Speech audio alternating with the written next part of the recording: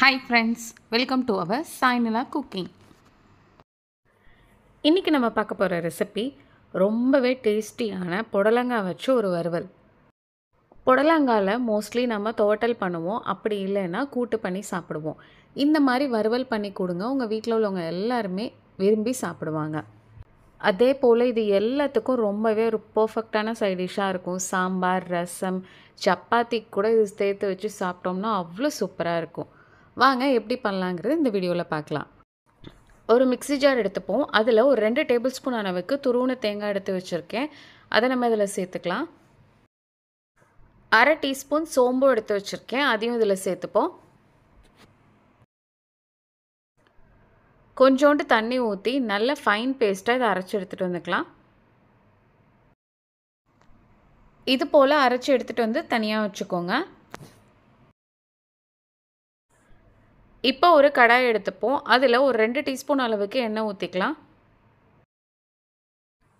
6 பூண்டையும் 1/2 டீஸ்பூன் சோம்பையும் நல்லா தட்டி வச்சுருக்கேன், அதையும் நம்ம இதில் சேர்த்துப்போம். இதை நம்ம தட்டி சேர்க்குறதுட்டு டேஸ்ட் ரொம்ப நல்லாயிருக்கும். பூண்டோட ஃப்ளேவர் பிடிக்காதவங்க இதுக்கு பதில் கடுகும் உளுத்தம்பருப்பும் போட்டு தாளிச்சுக்கோங்க. கருவேப்பிலை கொஞ்சம், அதையும் இதில் சேர்த்துக்கலாம்.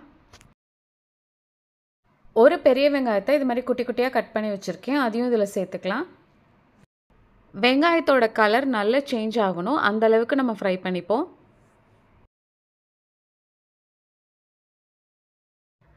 இப்போ பாருங்கள், ஒரு 2 நிமிஷம் ஆயிடுச்சு. வெங்காயத்தோட கலர் நல்லா சேஞ்ச் ஆகிடுச்சு. இப்போ இதில் நான் ஒரு தக்காளியை இது மாதிரி குட்டியாக கட் பண்ணி வச்சுருக்கேன், அதையும் இதில் சேர்த்துப்போம். இதையும் நம்ம ஒரு 2 நிமிஷம் வரைக்கும் நல்லா வதக்கிக்கலாம். இப்போ பாருங்கள், நம்ம தக்காளியும் நல்லா வதங்கிடுச்சு. மஞ்சத்தூள் ஒரு 1/4 டீஸ்பூன் எடுத்து வச்சுருக்கேன், அதை நம்ம இதில் சேர்த்துப்போம். மிளகாய்த்தூள் 1/2 டீஸ்பூன் எடுத்து வச்சுருக்கேன், அதையும் இதில் சேர்த்துக்கலாம். உங்களுக்கு காரம் அதிகமாக வேணும்னா இன்னும் கொஞ்சம் அதிகம் சேர்த்துக்கோங்க. இதை நல்லா வதக்கிக்கலாம். புடலங்காவை நான் இது மாதிரி ஷேப்பில் கட் பண்ணி வச்சுருக்கேன். உங்களுக்கு எந்த ஷேப் வேணுமோ அது மாதிரி கட் பண்ணிக்கோங்க. அதையும் இதில் சேர்த்துட்டு நல்லா வதக்கி விடலாம். இது நீங்கள் ரிங் ஷேப்பில் பண்ணி போட்டாலும் ரொம்ப நல்லாயிருக்கும், பார்க்கவும் நல்லாயிருக்கும், கிட்ஸும் விரும்பி சாப்பிடுவாங்க. காய்க்கு தேவையான அளவு உப்பு சேர்த்துப்போம். உப்பு கொஞ்சம் கம்மியாகவே சேர்த்துக்கோங்க, ஏன்னா காய் பார்க்கும்போது நிறையா இருக்கிற மாதிரி இருக்கும், வதக்கினதுக்கு அப்புறமேட்டு ரொம்ப கம்மியாகிடும், அதனால் கம்மியாக சேர்த்துக்கோங்க. அடுப்பை லோ ஃப்ளேம்லேயே வச்சுட்டு வதக்கி விடுங்க. இந்த வறுவலுக்கு நம்ம தண்ணி எதுவும் ஊற்றவே தேவையில்லை, இந்த காயிலேருந்து வர தண்ணியே போதும். இப்போ இதை நம்ம மூடி போட்டு ஒரு 15 நிமிஷம் வரைக்கும் நல்லா வேக வச்சு எடுத்துக்கலாம். 5 நிமிஷத்துக்கு ஒரு வாட்டி ஓப்பன் பண்ணி நல்லா வதக்கி விட்டு வைக்கலாம், ஏன்னா அடிப்பிடிக்கிறதுக்கு நிறையாவே சான்ஸ் இருக்குது.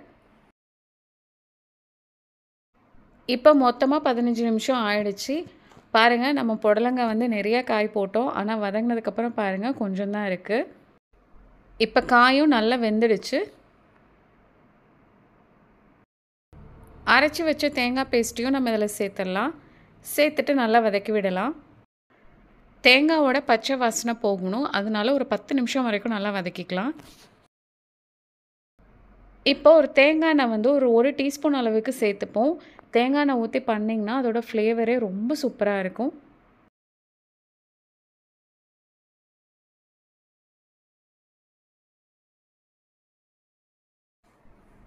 லோ ஃப்ளேமில் வச்சு ஒரு 10 நிமிஷம் நல்லா வதக்கியாச்சு. பாருங்கள், எண்ணெய் எல்லாமே பிரிஞ்சு வருது. இந்த அளவுக்கு வதக்குனிங்கன்னா டேஸ்ட் ரொம்ப நல்லாயிருக்கும். கொஞ்சோண்டு கொத்தமல்லி தழை சேர்த்துட்டு நம்ம ஸ்டவ் ஆஃப் பண்ணிடலாம். சூப்பரான புடலங்காய் வறுவல் ரெடி ஆகிடுச்சு. அவ்வளோதான் ஃப்ரெண்ட்ஸ், நம்மளோட சூப்பரான புடலங்காய் வறுவல் ரெடி ஆகிடுச்சு. இது ஒரு டைம் உங்கள் வீட்டில் எல்லாருக்கும் பண்ணி கொடுங்க, அடிக்கடி கேட்பாங்க, கண்டிப்பாக எல்லாரோட ஃபேவரட்டாக ஆகிடும். ரச சாதம், சாம்பார் சாதம், தயிர் சாதம், சப்பாத்தி, தோசை எல்லாத்துக்கூடையும் இது ரொம்பவே சூப்பராக இருக்கும். இது பிளெயின் சாதத்தில் போட்டு பிசைஞ்சு சாப்பிட்றதுக்கும் அவ்வளோ சூப்பராக இருக்கும். கண்டிப்பாக இதை நீங்கள் ட்ரை பண்ணி பார்த்துட்டு எப்படி வந்ததுங்கிறத சொல்லுங்கள். இந்த வீடியோ உங்களுக்கு பிடிச்சிருந்ததுன்னா சப்ஸ்கிரைப் பண்ணுங்கள், லைக் பண்ணுங்கள், ஷேர் பண்ணுங்கள். தேங்க்ஸ் ஃபார் யுவர் வாட்சிங்.